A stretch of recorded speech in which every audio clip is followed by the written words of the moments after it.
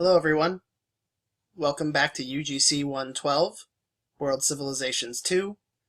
This is Lecture 6, The Scientific Revolution. So last lecture we ended on the Glorious Revolution, right, where William and Mary were made constitutional monarchs of England. Today we're going to see that revolutions aren't just political, but in fact they can be about changes in different ways of thinking besides political systems. And that's what we're seeing today in the scientific revolution. But before we talk about changes in the way that people thought and viewed the universe, we have to go first and explore what came before that. So the medieval view of the universe was geocentric. Geocentric means that the Earth was at the center. We see geo meaning Earth and center meaning center, right? So the Earth is the center of the universe. There was a little bit of debate on whether the Earth was round or flat, but no matter whether you believed it was round or flat, it didn't matter because it was at the center of the universe. Now, around the Earth were these 10 spheres that contained the planets and the stars. Furthermore, these spheres were pushed by angels in perfect and harmonious circular motion. And beyond those spheres, then, lay heaven, the kingdom of God, right? So that was past all of the 10 spheres.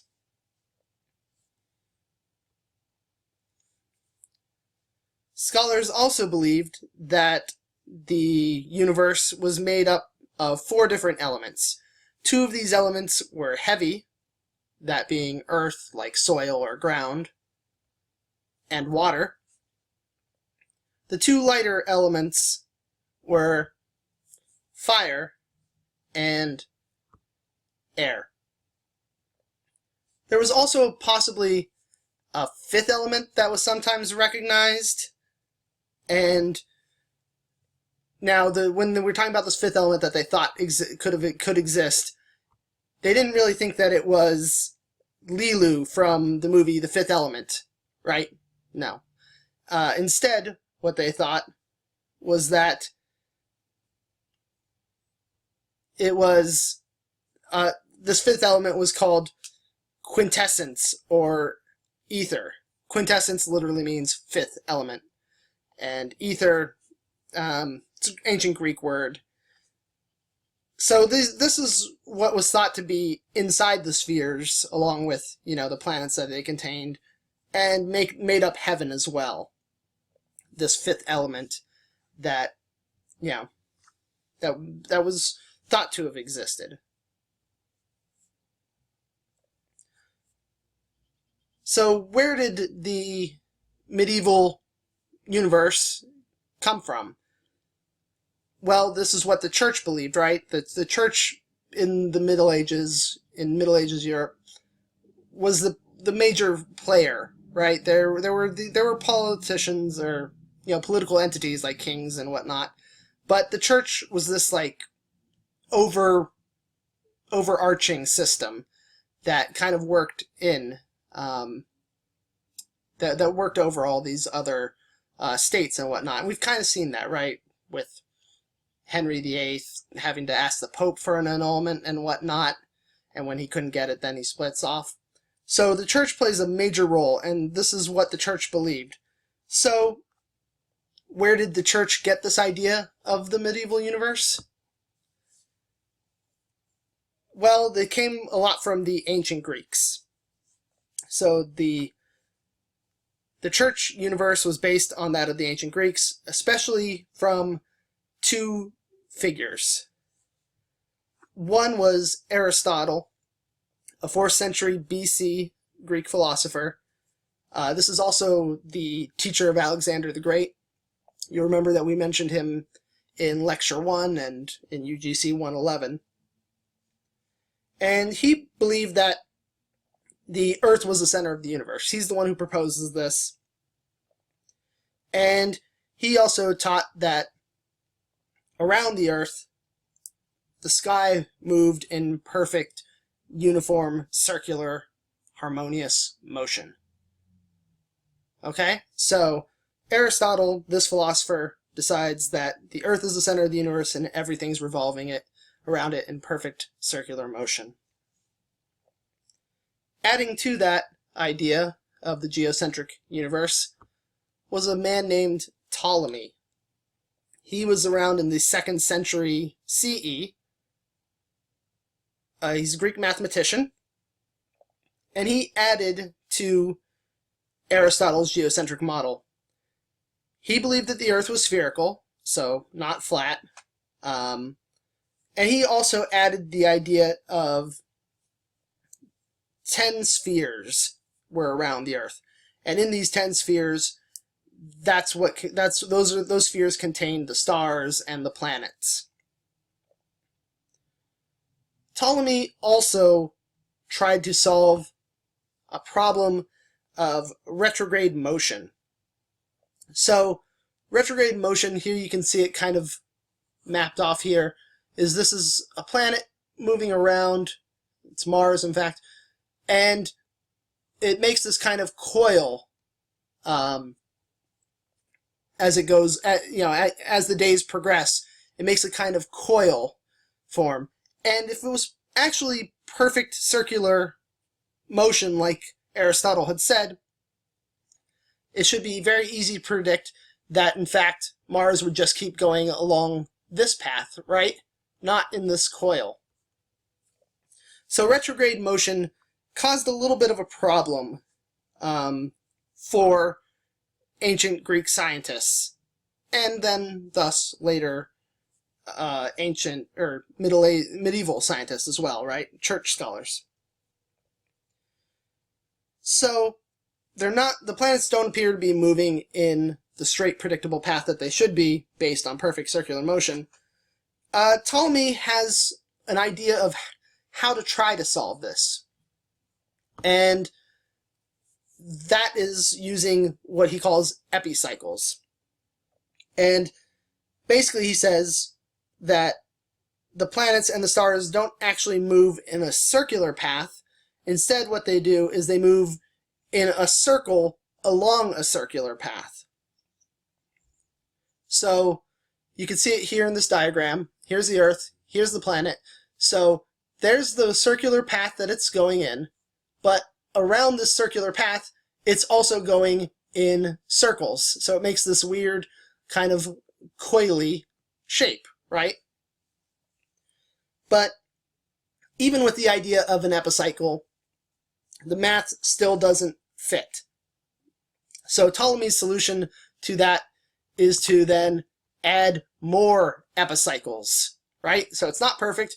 Well, it's in fact, there's that circular motion, and then there's that circular motion again around the circular motion, and in fact, this planet is going in another circular motion around that the second circular motion, which is around that first circular motion. And you can just keep on doing this more and more, right? And theoretically, if you get enough epicycles, you can start to get really close. That's the idea of limits. That was his best guess, well, not guess, but his best theory on how to explain how the universe was both geocentric, moving around the Earth, and still could explain the retrograde motion of planets.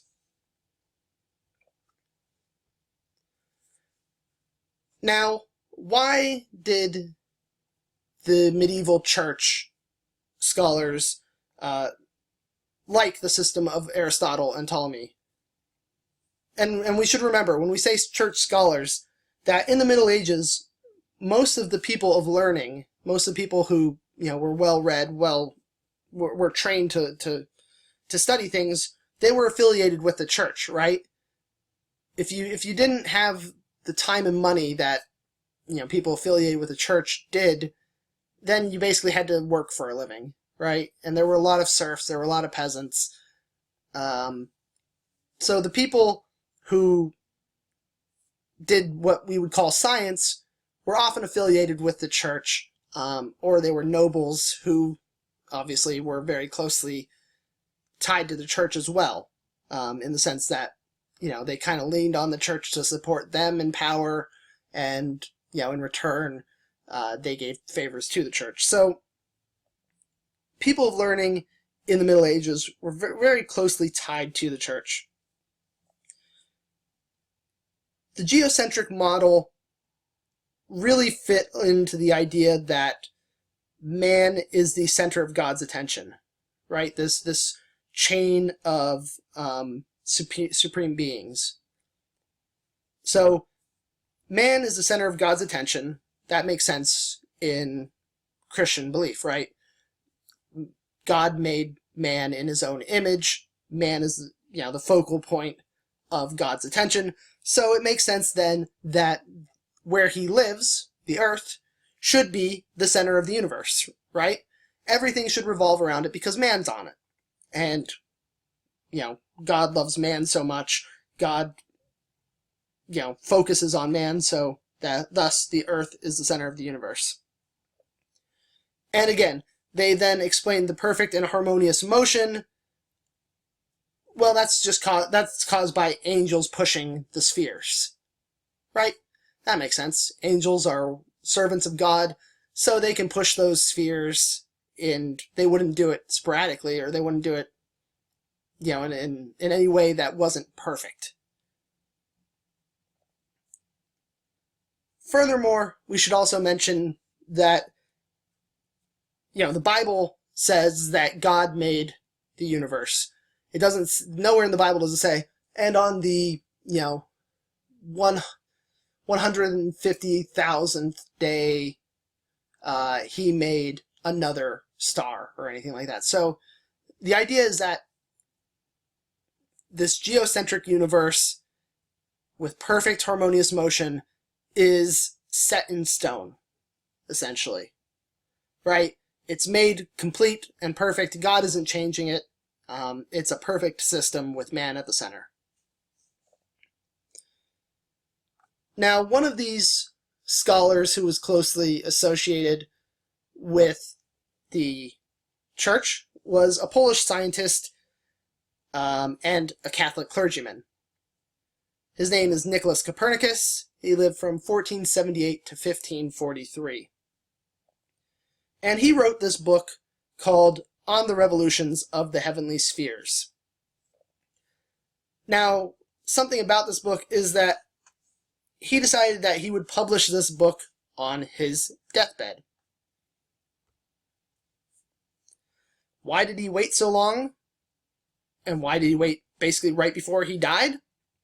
Well, this book contains some pretty controversial ideas that went against the church's model of the universe. In fact, what it was saying, it argued for a heliocentric model of the universe. A universe where the planets revolve around the sun, and that's including the Earth, right? So the Earth revolves around the sun, the moon revolves around the Earth, but the rest, everything else is revolving around the sun. And here we can see it. Here we see the sun, Sol, right there. We see Mercury, we see Venus, we see Earth, Tellurus, we see Mars, Martis, Jovis, Jupiter, Saturn, and then we see what he thought were, this fixed sphere of stars. So he still had the idea of spheres, but instead of the spheres going around the Earth, they in fact went around the sun, and thus we get on the revolutions of the heavenly spheres, right? So this went against what the church believed, and this book angered both Protestants and Catholics, right? We're talking a lot about the Catholic Church.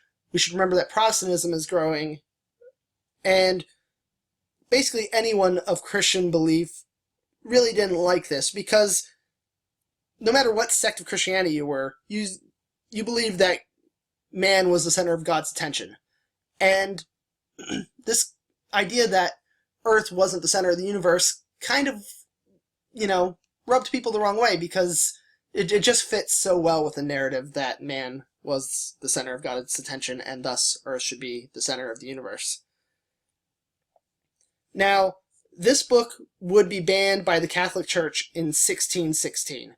So it's published in 1543, and it's not banned until almost 75 years after it's published.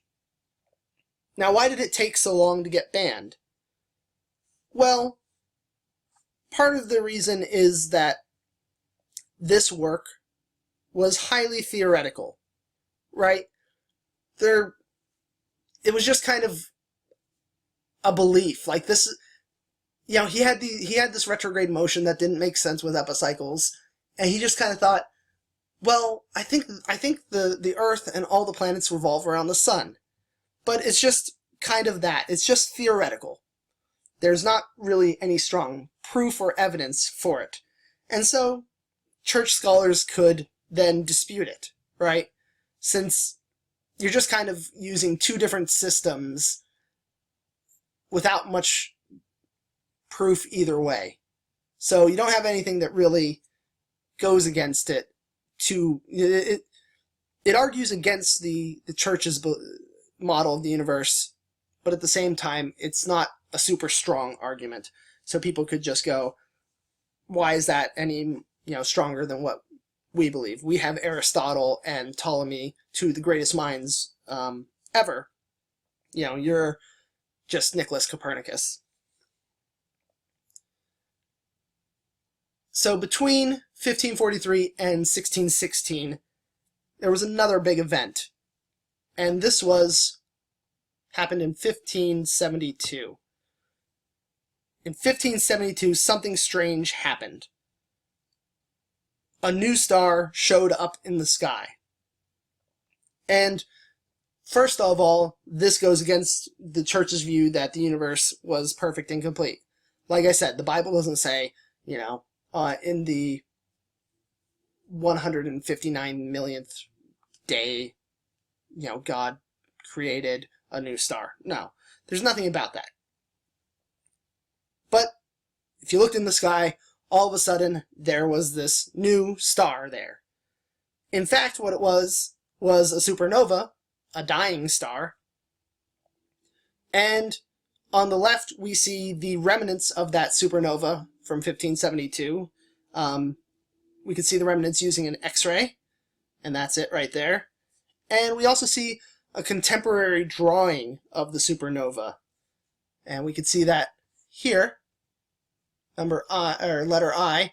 We see Nova Stella, new star, right there.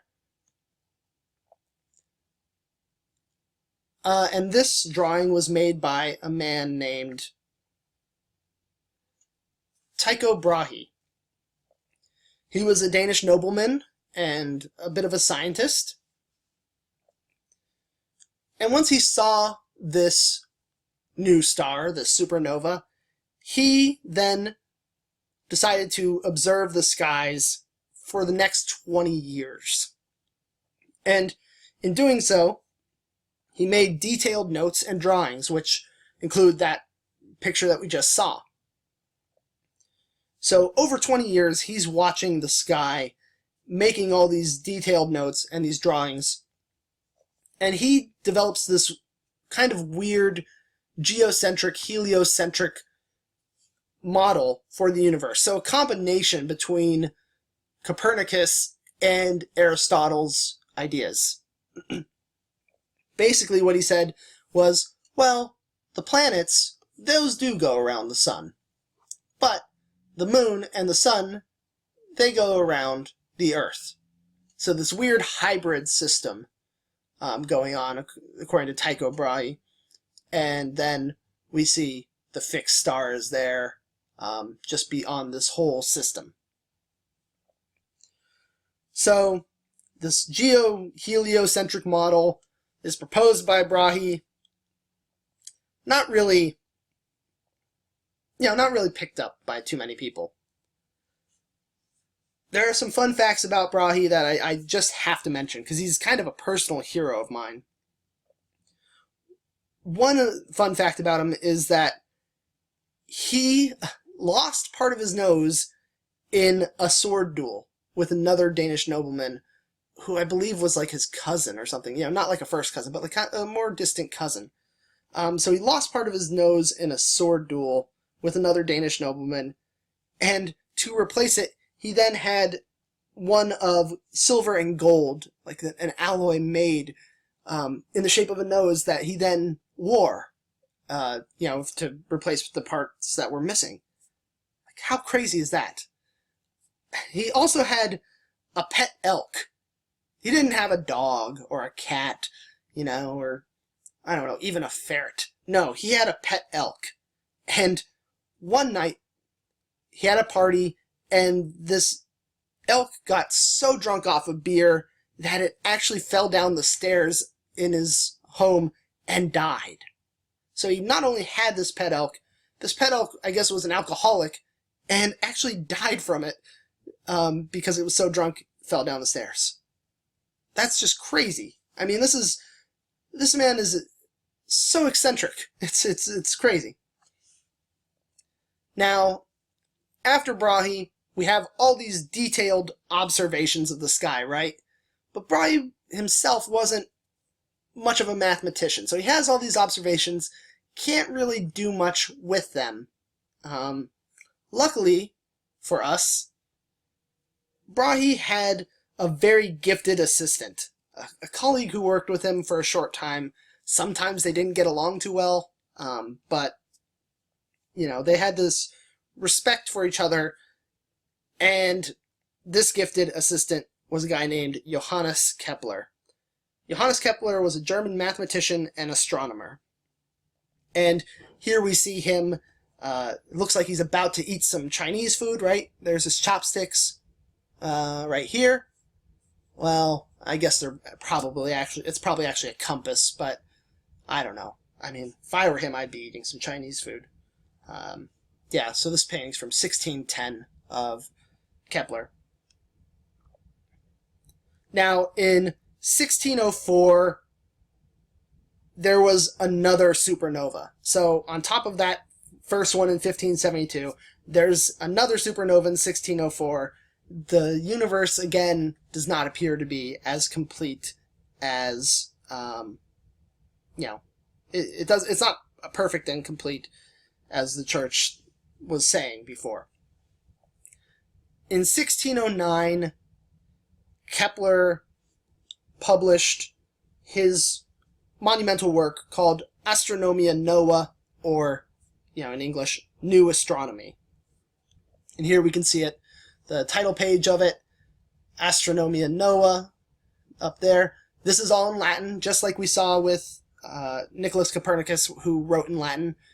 And he used the observations, Observationibus Tychonis Brahe. So the observations of Tycho Brahe were being used for this, and it was primarily concerned with the motion of the star, or, planet Mars, right? So this work, based on the observations of Brahe, concerned with the motion of Mars.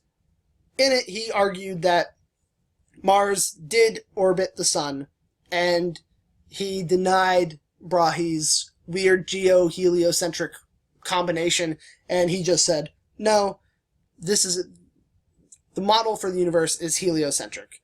Everything revolves around the sun. This work also contained two very important laws of planetary motion. Well, one was that, in fact, they move around the sun. So that's one. The second one was that the planets had an elliptical orbit and didn't have uniform speed then. Those are the two laws of planetary motion. Elliptical orbit, non-uniform speed, and then, those are the two laws, and furthermore, they're going around the sun.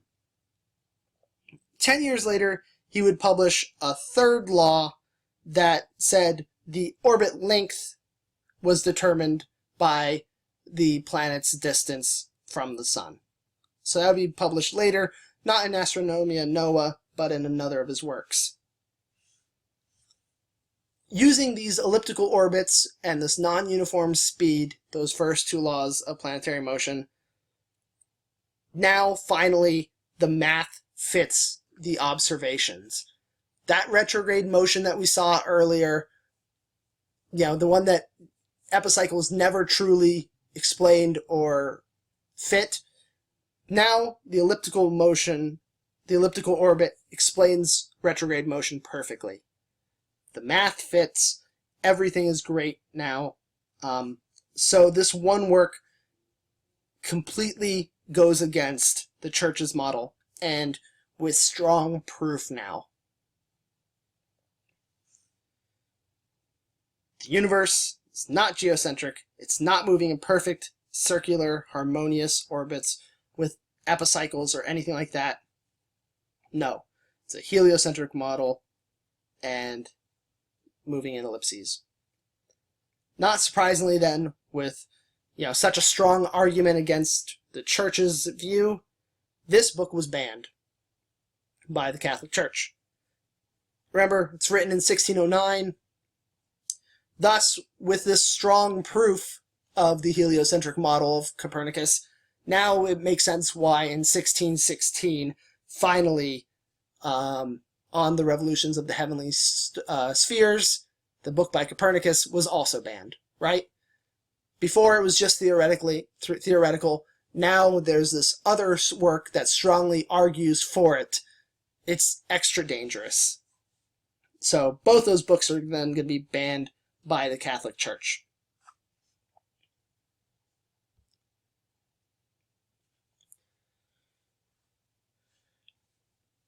So works based on observation, like that of Kepler's Astronomia Nova, brought about a new scientific method. And this is really what the revolution is. I mean, the idea that the universe, that the Earth isn't the center of the universe, that's a huge change in thought. But the real revolution in science is the change in the scientific method. Now, the old way used what is called deductive reasoning. In deductive reasoning, you start with a theory or a conclusion, then you make some arguments based on your theory or conclusion, and you look for certain points of data that supports it. And we call this the top-down approach, right? We start up top, start small with the theory or the conclusion, try and get those arguments, those points, and then you look for examples that will help prove your theory. The new way that's going to replace this is inductive reasoning. Inductive reasoning, just like with Kepler, you start with observations, right? He started with all those observations that Brahe had made. Then you look for trends and arguments. He studied them. He kind of noticed that the math was making more sense for ellipses, and that for the Mars orbiting the sun. And so with those arguments based on the data, he came up with the theory, right? He came up with those the two laws of planetary motion. So he started with data, then came up with some arguments, and finally ended up top with his conclusion, his theory. And this is the bottom-up approach, right? The deductive reasoning is top-down, inductive, bottom-up. Now, our next figure that we're going to be talking about is also going to be closely associated with this new form of reasoning, inductive reasoning. And he, in fact, believed that the laws of nature were entirely mathematical. Now, does anybody have any guesses who this might be? Anyone? Ah, yes, very good. Roger Taylor, Freddie Mercury, you guys get A's. It is, in fact, Galileo Galilei. So, Galileo was an Italian nobleman, and early on, he had thought about becoming a priest, and he started school to be a doctor, actually. But he took a course, he attended a lecture on mathematics, and he fell in love with it so much that he decided to become a scientist and study mathematics. In 1609, he built his own telescope. So the same year, 1609, that Kepler published his book Astronomia Nova, Galileo is building his own telescope. He had heard from a few people that there were these different people throughout a few different people in the Netherlands were trying to patent this telescope, right? They were trying to do that in 1608. He heard about it, and he decided that he was going to build his own based on what he had, heard, kind of what was happening in it, and he built his own. His first telescope magnified 3 times, and later versions that he built would magnify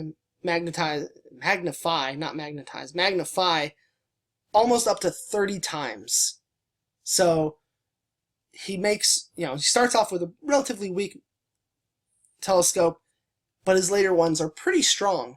And here we see Galileo with his prized possession, his telescope there.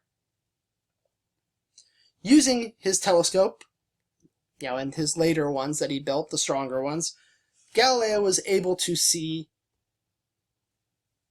the 4 moons of Jupiter, which would later be called Io, Europa, Ganymede, and Callisto.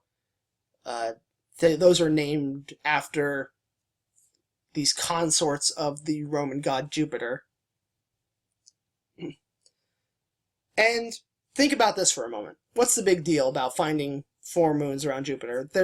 Later on, we would discover more, but at the time he only sees 4. What's the big deal?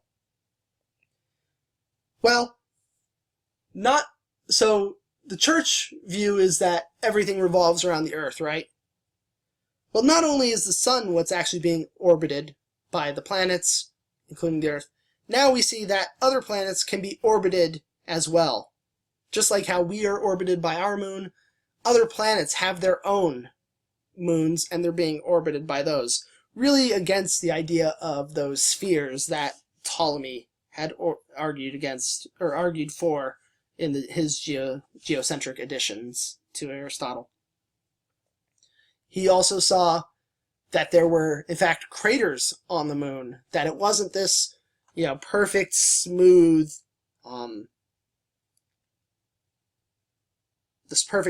surface. Instead, it had craters and had been hit by stuff. It wasn't, it suggested part of how it was made. It wasn't this perfect thing that God had just created nice and smooth. He also saw that, like the moon has phases, so there are phases of Venus, which helped support the heliocentric model as well, right? Based on the shadows that are there, suggesting that the universe was in fact heliocentric. He would also then look at Saturn and Neptune. Saturn was already known, but he sees Neptune out there, and he looks at the Milky Way, which before people had thought was just kind of this nebula, this cloud-like thing in the sky. And he looked at it and saw that there were actually stars in it, not just a cloud substance floating around in the sky, but stars were in the Milky Way. And he publishes all of these findings. And of course, this all would not make the church very happy, right? A lot of this stuff are just more and more pieces of evidence against the church's geocentric model. But what really angered the church that Galileo did was he published a book. in 1632, he published a dialogue concerning the two chief world systems.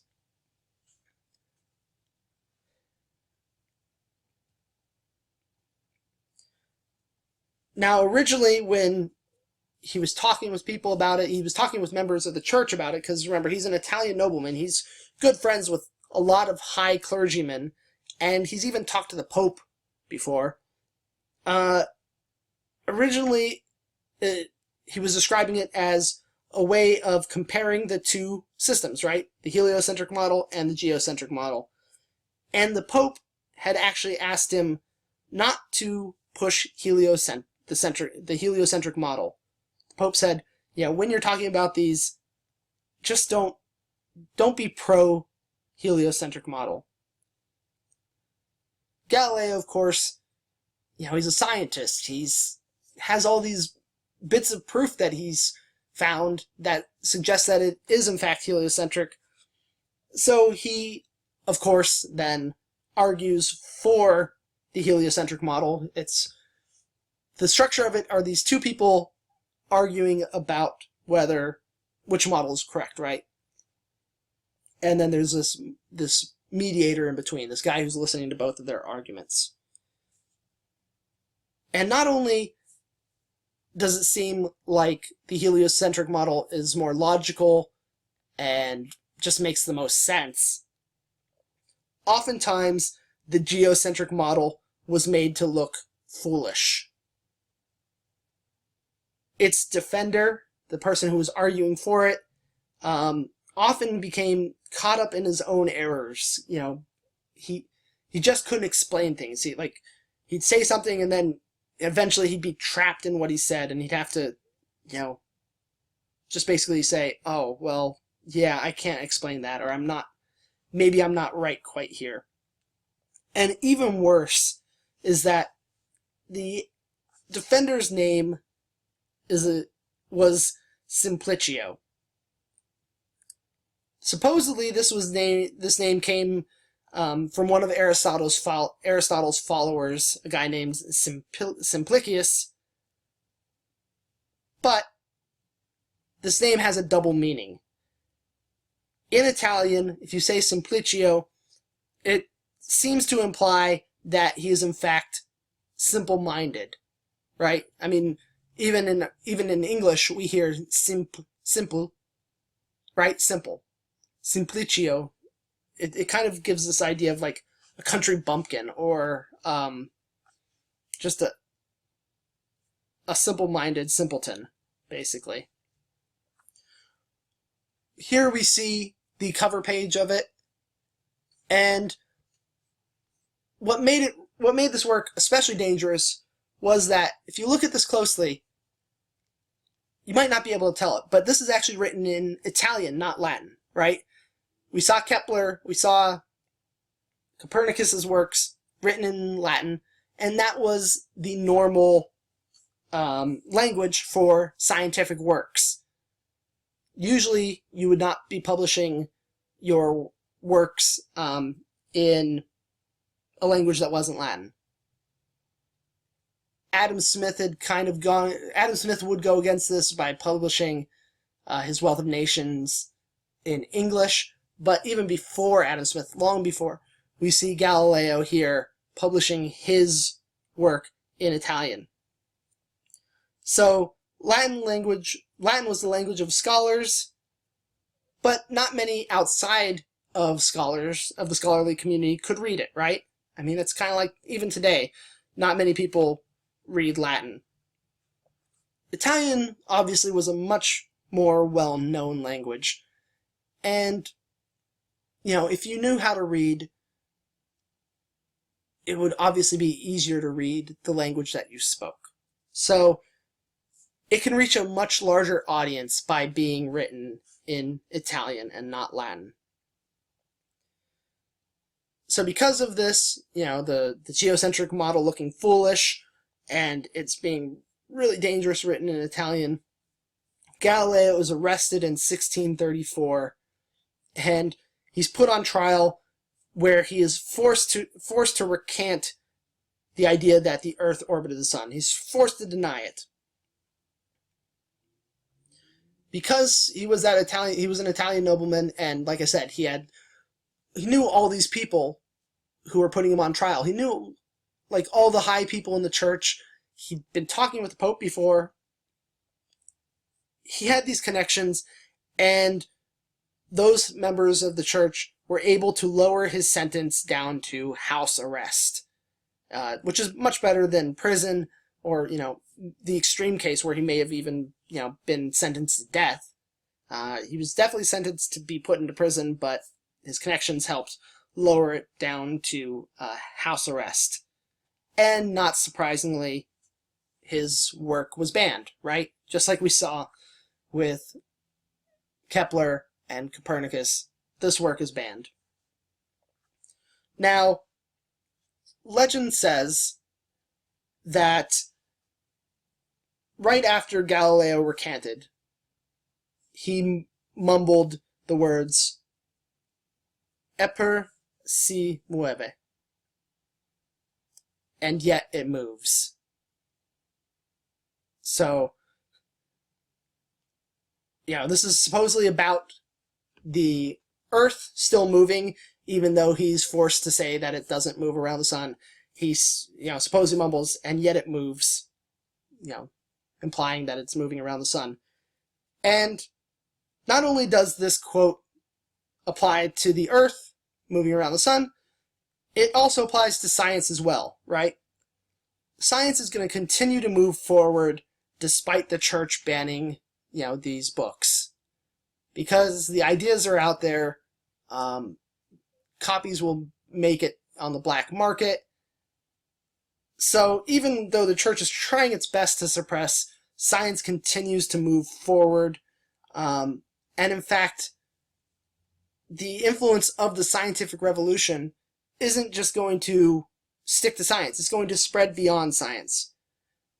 In our next lecture, we're going to look at the influence of inductive reasoning on philosophy. So until next time, this is Greg signing off.